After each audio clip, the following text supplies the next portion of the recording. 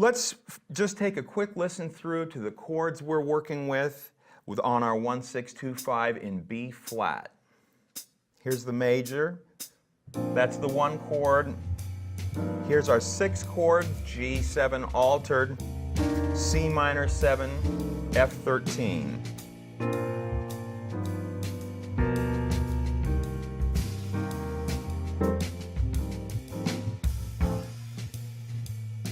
Let's start by getting our bop scales going a fragment at a time. I'm going to start on the 5 of the B flat.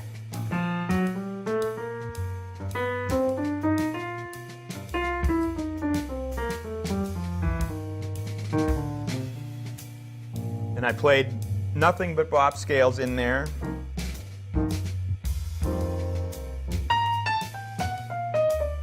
And I'm just going to go ahead .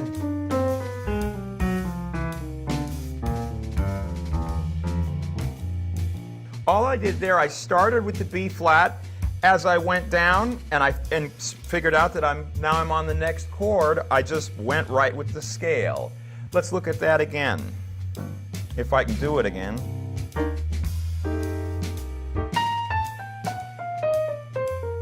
And here,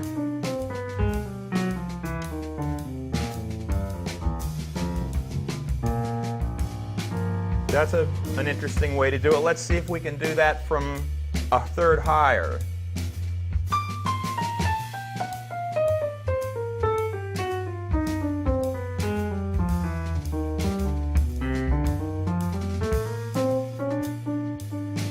I kind of ran into trouble there because the scale was going to need to take a little jump to get us onto the C minor 7, so I just played a little approach pattern to get myself reoriented.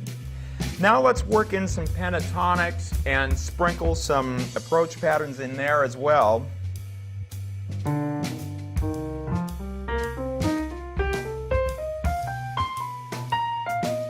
You can see that I skipped a note and just went ahead and went with an approach pattern to put myself on target. Let's do a more extreme version of that.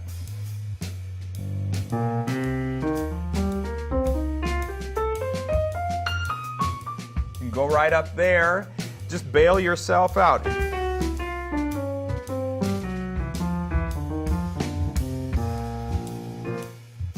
Pentatonics coming down maybe, let's take a look.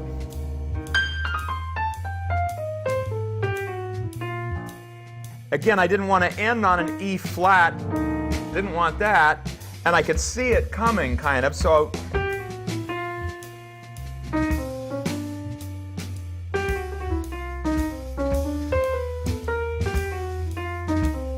nothing but approach patterns in there.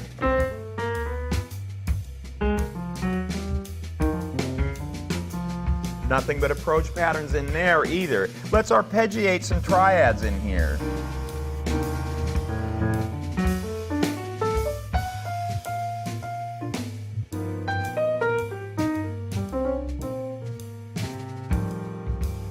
What I did there's our B flat. I used the E flat.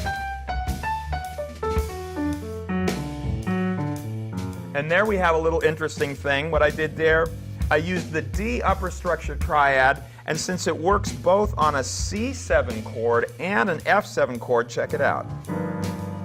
I go .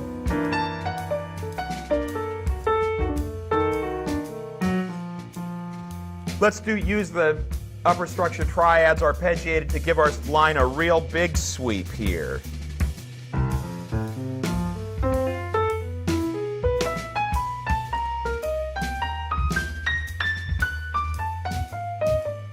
There we have an interesting thing. Take a look at the upper structure triads I used in that one. It's a real simple idea.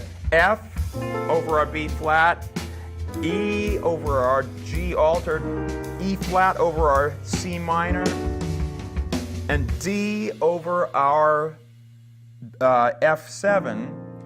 And all I'm doing, it's kind of just a variant on an exercise that you may have done when you were 7. You arpeggiate the triads.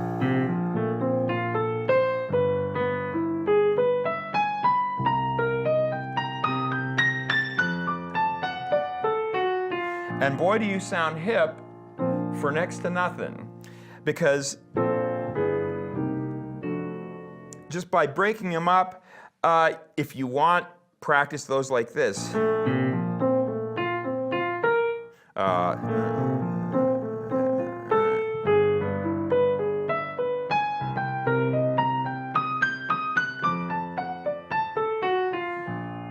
Just triads is all that is, but it puts really cool notes above your chord, makes people wonder what the heck is going on there.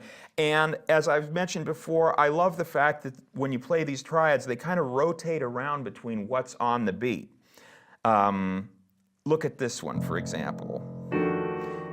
There's our D triad over F7. When I play it, okay, there's a tension on the beat, there's a tension on the beat, there's a chord tone on the beat. And since it's kind of rotating around between putting a tension or a chord tone on the beat, it refreshes itself in a way that's kind of cool. That's our G flat triad over A7. So we've got it going on now on these 1-6-2-5s. There's a PDF available of everything I just played if you want to kind of follow along and see the logic in there. I'll see you for the next lesson.